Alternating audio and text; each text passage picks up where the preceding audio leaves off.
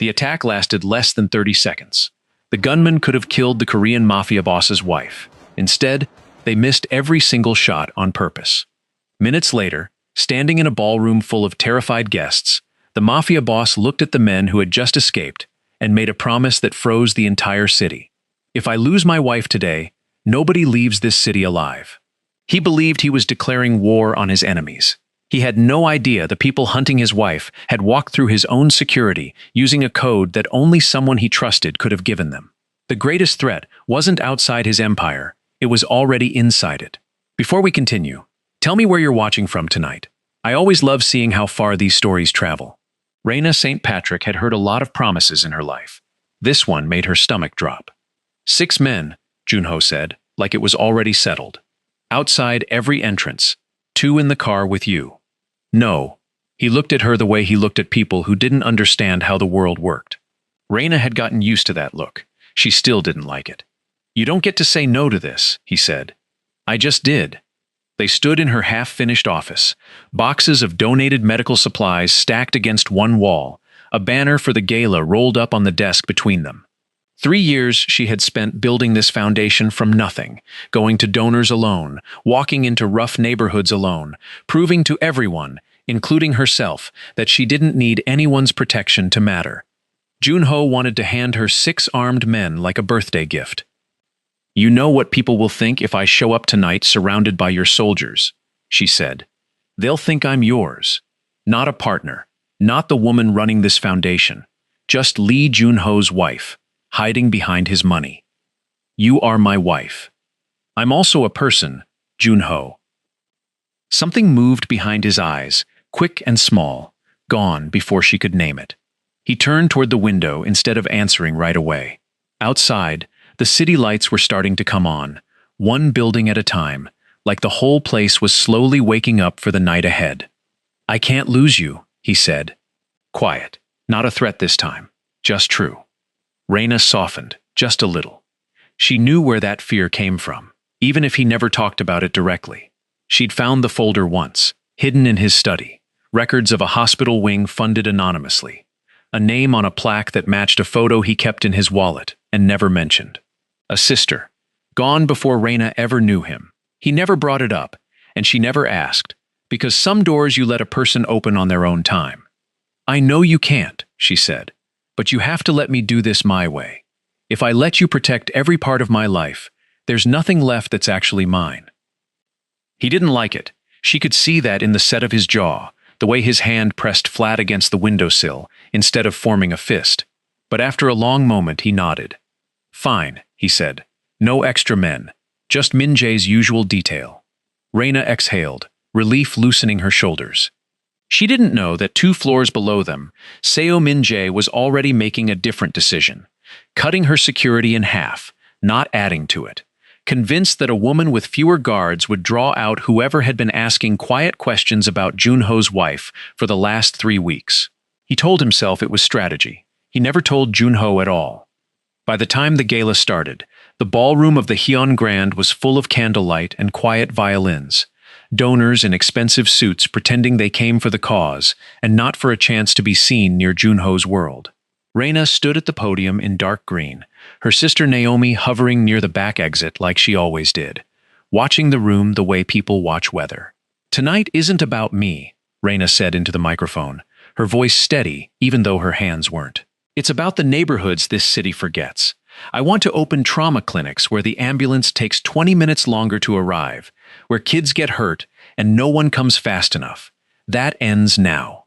Applause rolled through the room. Junho watched from near the bar, arms crossed, something close to pride on his face.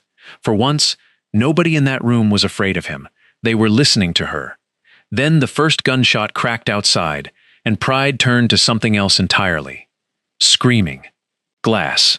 Junho moved before he had time to think, crossing the ballroom in seconds, pulling Raina down behind an overturned table as the doors blew open and men in black poured through, firing in controlled bursts that missed her by inches, again and again, too precise to be random. "They're not trying to hit her," one of his men shouted. "They're missing on purpose." Junho understood a second later. It wasn't an assassination, it was a message. Whoever these men were, they wanted him to know they could have killed her and chose not to, that they could reach her whenever they wanted. The attackers vanished into the chaos before his men could close the exits, leaving Reyna shaking against his chest, alive, untouched, and completely terrified for the first time since he'd known her. Junho stood slowly, pulling her up with him, his voice carrying through the wrecked ballroom loud enough for every phone recording the scene to catch every word. "If I lose my wife today," he said, "nobody leaves this city alive." Nobody moved, nobody breathed. Within the hour, every criminal network in the city would hear those words and understand exactly what they meant. Reyna stared at him, her heart still pounding, and felt something cold settle behind her ribs. He thought he'd just protected her. She could see it in his face, the fierce certainty of a man doing the only thing he knew how to do. All she could think was that he'd just turned every innocent person in this city into a hostage for her safety. Later that night, back at the estate, one of Junho's security men pulled up the footage from the checkpoint cameras, expecting to find the point where the attackers broke through his defenses. He didn't find a break. He found a door that opened for them on its own, keyed to a code that only existed on one very short list. Someone Junho trusted had let them in. Junho didn't sleep. He stood in the security office at 3 a.m, watching the same 11 seconds of footage over and over. The door at checkpoint 4 opening for 4 armed men like it had been waiting for them. "Run it again," he said. "Boss, we've run it 11 times. Run it again." The technician did. Same result, same code, entered clean. No override, no forced entry. Whoever let those men in didn't break anything. They just opened the door. By morning, Junho had 6 of his most trusted captains sitting in a room that used to be a wine cellar, back when his father ran things and men disappeared down there for smaller mistakes than this. Hyundai 6 stood near the door, arms crossed, watching his boss with the kind of worry he'd learned to hide behind stillness. "One of you," Junho said, walking the length of the table, gave 4 men my checkpoint code. Nobody spoke. A captain named Wu shifted in his seat, and for half a second, Junho let his eyes rest there, testing. Wu didn't flinch. None of them did. That bothered him more than guilt would have. "Boss," one of the younger men started, "let us handle this the old way. Bring in their families. Somebody will talk." "No. Sir, with respect, a woman almost died last night." "I said no." Junho's voice didn't rise, but the room went quieter anyway. "We don't touch families. We don't touch anyone who hasn't earned it. That's not weakness. That's the line. The day I cross it is the day I become exactly what everyone already thinks I am." Hyundai Sik watched him say it and said nothing, though something tightened behind his eyes. He knew things about the code list Junho didn't. He'd known since 2 a.m, when a name came back attached to the authorization that made his stomach turn. He'd sat with that name for hours, turning it over, and decided the truth right now would tear the organization in half faster than any enemy could. So he folded the printout, put it in his coat, and said nothing at all. Across the city, Reyna wasn't waiting for anyone's permission to ask questions. She sat in the back office of one of her clinics, a laptop open, a list of gala guests in front of her that Junho didn't know she had. Her sister Naomi leaned in the doorway, arms crossed, unimpressed. "You almost died 12 hours ago," Naomi said, "and you're playing detective." "I'm not playing anything." "Reyna, they missed on purpose, Naomi. Every shot. I've been in enough emergency rooms to know what a bullet does when it's not aimed to miss." Reyna scrolled through security photos one of her hospital contacts had pulled from a nearby traffic camera. 4 men, professional, disciplined, gone before Junho's people even reached the doors. This wasn't about killing me. It was about proving they could. That single detail sat heavy in the room. If it was true, the target wasn't really her at all. Naomi didn't have an answer for that, and for once, she didn't push. Detective Daniel Brooks found Reyna an hour later, waiting outside the clinic instead of storming in with a warrant, which surprised her more than it should have. He'd spent 3 years building a case against her husband. She expected hostility. Instead, he looked tired and honest in a way she hadn't seen from him before. "I'm not here to arrest anyone," he said. I'm here because 4 professional shooters walked through a Mafia checkpoint like it was a hotel lobby, and I want to know who let them in before your husband's people bury the answer along with the men who know it. Why should I trust you? You shouldn't, but I think we want the same thing right now. I want to know who's really behind this. So do you. It wasn't friendship. It wasn't even trust. Not yet. But it was something neither of them had expected. A fragile agreement built on mutual suspicion of everyone else. That evening, Raina came to the estate with a folder Junho hadn't asked for and didn't expect. She found him in his study, jacket off, tie loosened, staring at a wall of photographs from every captain in the room that morning, like the answer might appear if he looked long enough. She didn't say anything. She just crossed the room and slid the folder across the desk, watching his face as he opened it. Traffic camera stills, a timeline, the detail about the shots that never should have missed, and beneath it, something Brooks had pulled from a source inside the department, evidence that the checkpoint code hadn't been guessed or hacked. It had been formally authorized through internal channels, the kind only a handful of people in his entire organization could access. Junho went very still. "Where did you get this?" he said. Not a question, an accusation dressed as one. "Does it matter?" "It matters if you went behind my back to a cop while I'm trying to find who did this. I went behind your back because you were too busy protecting your men to actually look at what's in front of you." Her voice didn't rise, but it cut anyway.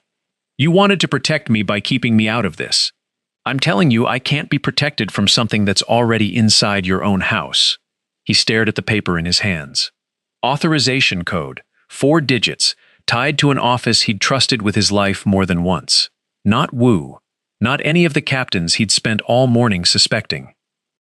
The trail led straight to Seo Min-jae's office. Junho didn't move for a long moment. Seo Min-jae, second in command, the man who'd stood beside him for 15 years, who'd carried his father's coffin, who'd never once raised his voice in a room full of enemies. "You're wrong," he said quietly, more to himself than to Raina. "I'm not wrong. I'm just telling you what the paper says." He wanted to call for Min-jae right then, drag him into the study, put the folder on the table, and watch his face. But something older than anger held him back, some instinct built from years of surviving betrayals that turned out to be misunderstandings. Proof was not the same as truth. He'd learned that the hard way, more than once. "I need more than a code," he said. "If I move on him and I'm wrong, I lose the last people who still trust me. And if you wait and you're right?" He didn't answer. He didn't have one. By the next morning, waiting had already cost him something. 2 of his warehouses had burned overnight, quiet fires set by men who knew exactly which cameras to avoid. No one claimed responsibility. No one needed to. The message was the same as the one at the gala, delivered louder this time. Junho's restraint was being read as weakness, and weakness was expensive in his world. Raina heard about the fires from Naomi, and her stomach dropped for a different reason. 2 of her own volunteers had been supplying bandages and antibiotics out of one of those warehouses, part of a quiet arrangement Junho never advertised and she never thanked him for out loud. She called the clinic. No answer. She called again. Nothing. She found her volunteers safe an hour later, shaken, having fled through a back exit as the fire spread, but safe. It didn't feel like enough. It felt like a warning aimed directly at her. That evening, Raina stood in front of a small crowd of reporters outside her clinic, against Junho's wishes, against Naomi's pleading, against her own fear, because staying quiet felt like agreeing to something she couldn't live with. "I won't pretend I don't know who my husband is," she said, camera flashes catching the exhaustion under her eyes. "But I will not stand here and let violence become the answer to violence. Innocent people are being hurt because men in this city have decided fear is the only language worth speaking. That has to stop, no matter who's speaking it." She didn't name Junho. She didn't have to. Every camera in that crowd understood exactly who she meant. He watched the footage later that night, alone, jaw tight, something between pride and humiliation moving through him at the same time. She hadn't lied. She hadn't protected him either. Before the next scene unfolds, I'd love to hear where you're tuning in from tonight. Drop your city in the comments, because what happens next is going to change everything for both of them. At that exact moment, 20 minutes across the city, Seo Min-jae was sitting with three captains Jun-ho had trusted for a decade, laying out numbers instead of arguments. Businesses lost, territory unprotected, a boss more interested in his wife's reputation than his own men's safety. He let a woman on television call him a coward, Min-jae said, calm, patient, the way he always was right before something broke. How many more warehouses before he finally acts like the man this city needs him to be? Nobody answered him directly. Nobody needed to. Two of the three captains left that room, already leaning somewhere new. Han Dae-sik found Jun-ho alone near dawn, standing in the wreckage of the second warehouse, the smell of smoke still thick in the air. He'd carried the guilt of the hidden evidence for 2 days now, and it had grown heavier with every fire. "I need to tell you something," Dae-sik said. Jun-ho didn't turn around. "You already know who did this." "I've known since the first night." Dae-sik's voice cracked slightly, an old man admitting an old fear. "I found the authorization before Reina ever brought you that folder. I hid it because I thought if you knew it was Min-jae, you'd go after him with everything you have, and it would tear this whole organization apart before you even reached him. I thought I was protecting you from yourself. You protected him instead. I know that now." Jun-ho finally turned, and what Dae-sik saw in his face wasn't rage. It was something closer to grief, an old friend, realizing how alone he actually was. The betrayal cut deeper than any fire could, but there wasn't time to sit with it. Word came through less than an hour later that a crowd of furious civilians, angry about the warehouse fires and the growing violence in their neighborhoods, had gathered near one of Jun-ho's convoys, blocking the street, some of them armed with nothing more than fear and desperation. Jun-ho's men raised their weapons out of instinct. Reina got there before he did. She stepped out of her car and walked straight into the space between the crowd and the convoy, arms spread, voice raw from the press conference hours earlier. "Nobody lowers their weapon, nobody moves," she shouted, "until every gun in this street points at the ground." For a long, terrible second, nothing happened. Then, slowly, one of Jun-ho's men lowered his rifle, then another. The crowd, seeing her standing unarmed and unafraid, began to do the same.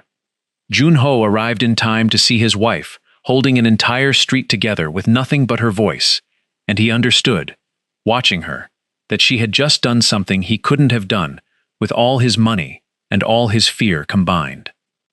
His phone rang before he could reach her, Han Dae-sik's number. He answered, expecting an apology. Instead, he heard Seo Min-jae's voice, calm and unhurried. "I have your old friend," Min-jae said.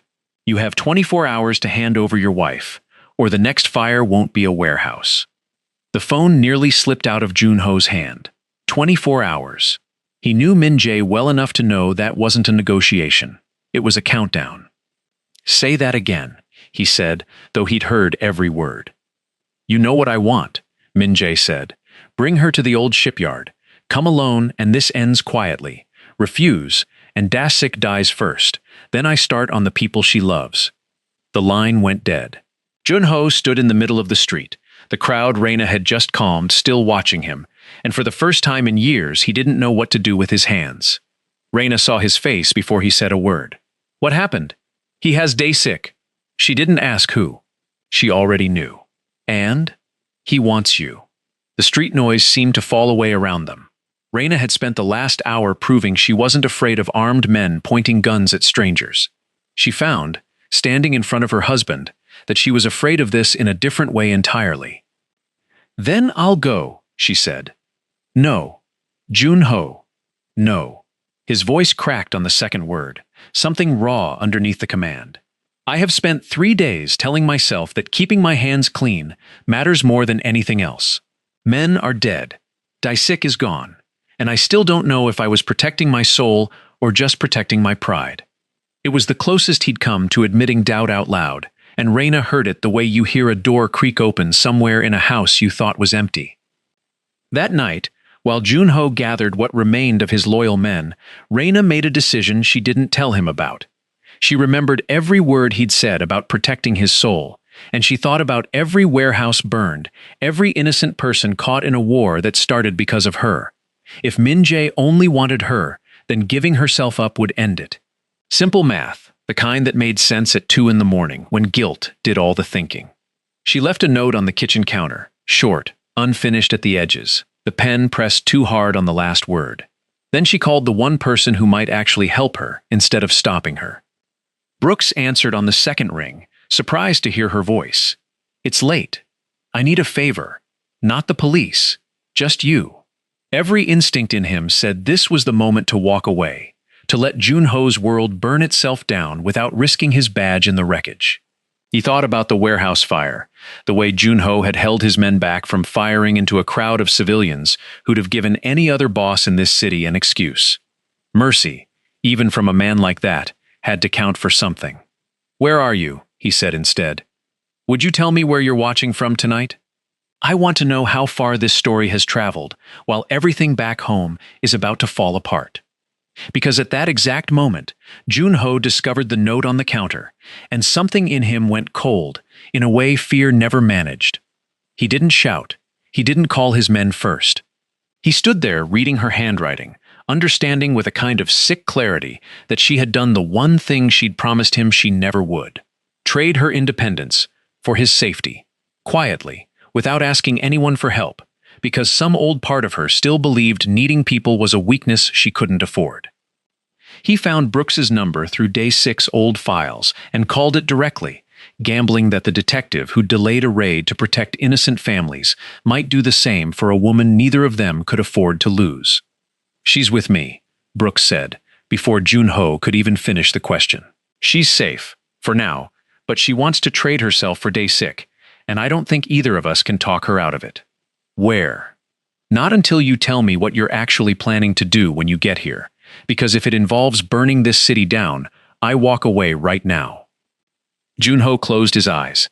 3 days ago, he would have threatened the man and gotten his answer anyway.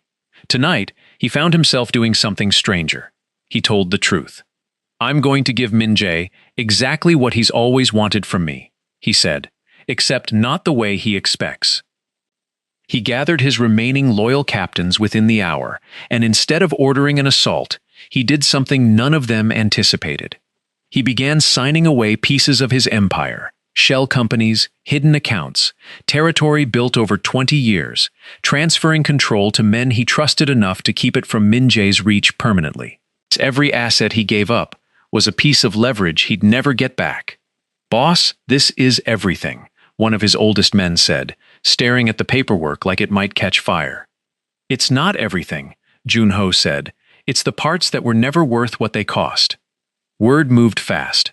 By the time he arrived at the shipyard, alone as instructed, several of his soldiers had already made a choice of their own, quietly refusing Min-jae's recruitment.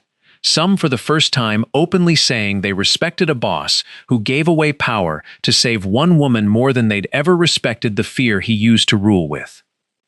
Min-jae was waiting in the center of an empty loading dock, Dae-sik on his knees beside him, bruised but alive. He looked almost disappointed to see Junho arrive without an army. "Where's your wife?"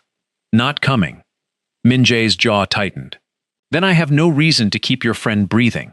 "You never wanted her," Junho said quietly, and watched something flicker across Min-jae's face that confirmed it before he even answered. "This was never about Reina. You wanted me to break my own rules trying to save her. You wanted the whole organization to watch me become exactly the kind of monster you think this world needs."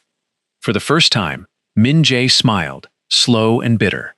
"And here you are anyway, alone, giving away everything you built because a woman said no to armed guards 3 days ago. Tell me that isn't weakness." "It isn't," Junho said. "It's the first honest thing I've done in years." Behind him, headlights swept across the dock. Brooks's car, Reina stepping out before it fully stopped, refusing to stay where she'd been told to wait. Junho turned, saw her alive, unharmed, furious at him for coming alone, and something in his chest broke open in a way no threat ever had.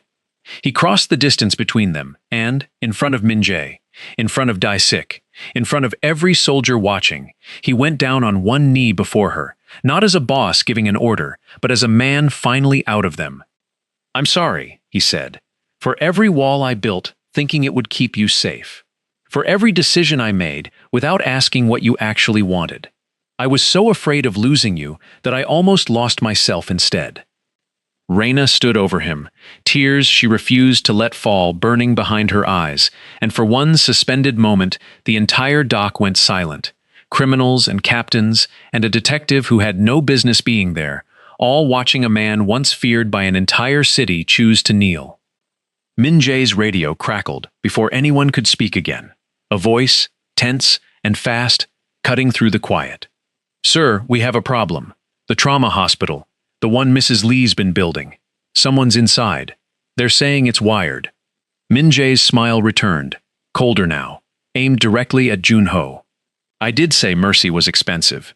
He lifted the radio to his mouth. "You have 1 hour to decide who you really are. Watch your dream burn, Reyna, or watch your husband become the man he swore he'd never be." Reyna didn't wait for Junho to answer. She was already moving toward the car before Min Jae's radio finished crackling, because for her, the choice had never really been a choice at all. "Get me to that hospital," she said to Brooks. "Now." Junho grabbed her arm, not to stop her, but because his hands needed something to hold on to. "If you go in there and it's rigged, then I'll be there to get people out." She looked at him, and for the first time since the gala, he saw no fear in her at all. Only the same steady certainty she'd carried standing in that street between armed men and angry civilians. "You taught me something without meaning to. You showed me what it looks like to give something up because it's right, not because it's easy. I'm not running from this, not this time." He let go of her arm. It cost him more than signing away his empire had. Min Jae's men had wired the lower floor of the hospital, the one Reyna had spent 3 years fighting to build, the one meant for children who couldn't wait 20 extra minutes for an ambulance. Patients were already being wheeled out through side exits by nurses who had no idea a man like Junho even existed until tonight, when his soldiers arrived, not with guns raised, but carrying stretchers. "Everyone out through the east corridor," Junho shouted, directing men who 3 days ago would have followed him into a massacre without question. Tonight they followed him into a rescue instead, and something about that felt like the difference between fear and respect finally showing its face. Han Dae-sik moved through the chaos with a limp he hadn't had that morning, pain from Min Jae's men still fresh in his ribs. He found the explosives first, wired crudely into a supply closet near the children's ward, a timer counting down faster than anyone had promised. "Get them out," he said to the nearest soldier. "All of them, now." He didn't call for help. He didn't call for Junho. He'd spent 2 days carrying the guilt of a hidden folder that let this entire disaster unfold, and some quiet part of him had already decided how he meant to end that guilt. He pulled the wiring apart with hands that had held a gun more often than they'd held anything gentle, working fast, sweat cutting through the dust on his face, buying seconds instead of minutes. The explosion that followed was smaller than it should have been, contained mostly to the closet, because Dae-sik had pulled 2 wires loose before the third one caught. Junho reached the corridor seconds later to find smoke, ringing silence, and the old man on the floor, breathing but barely, a warehouse full of empty applause built entirely on his own quiet loyalty, finally paid in full. "You didn't have to," Junho said, kneeling beside him. "I let it happen," Dae-sik whispered. "I owed this." He didn't say anything else. He didn't need to. Junho held his oldest friend's hand while paramedics worked, and somewhere in that hallway, the man who once believed mercy was a weakness understood exactly what loyalty actually looked like when it wasn't built on fear. Outside, Min Jae was waiting with the last of his loyal men, watching his plan collapse floor by floor as soldiers carried patients to safety instead of standing back to watch them burn. He'd wanted Junho broken, or Junho ruthless. He got neither.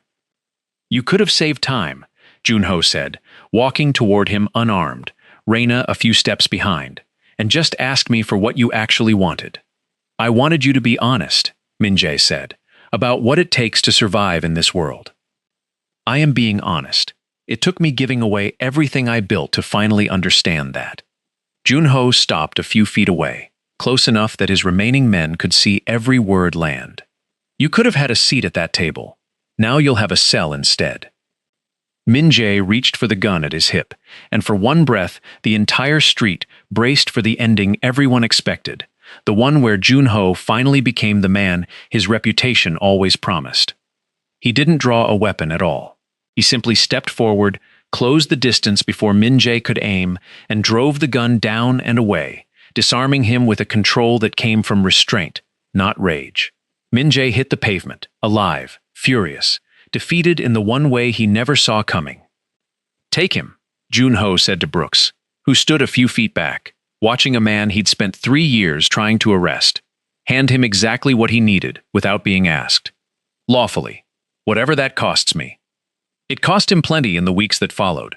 Businesses, territory, men who left when they realized the empire they'd signed up for no longer existed.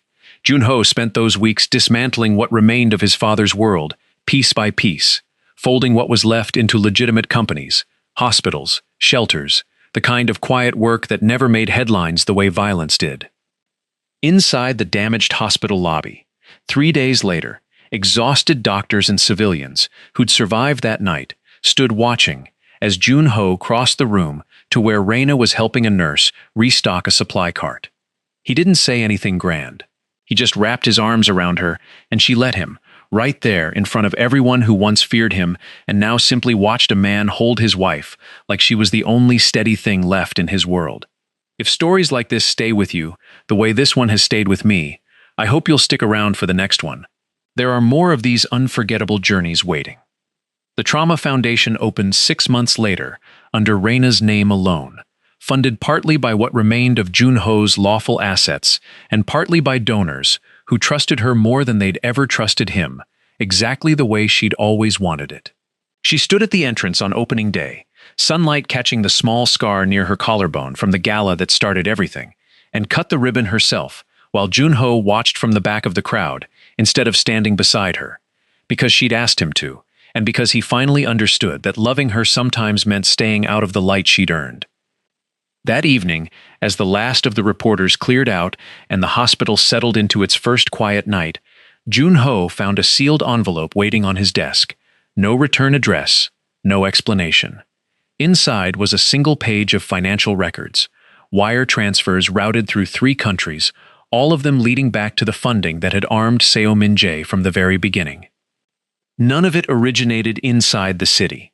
He read it twice, then folded it closed, and looked up to find Reina standing in the doorway, watching him the way she used to watch a stranger she wasn't sure she could trust. "Bad news?" she asked. He thought about lying. He thought about protecting her from it, the way he used to protect her from everything. "I don't know yet," he said instead, and reached for her hand, choosing the way he did every day now, to let her stand beside him and find out together.